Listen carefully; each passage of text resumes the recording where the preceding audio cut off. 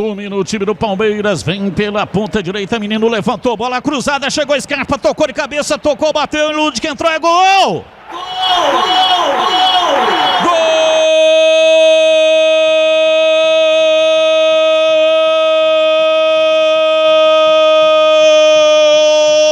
Gol do Palmeiras!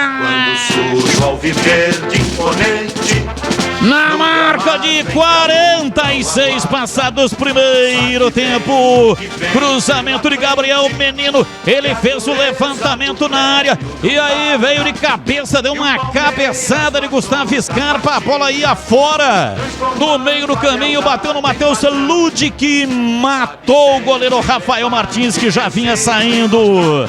A bola foi pro fundo do gol, empata a partida.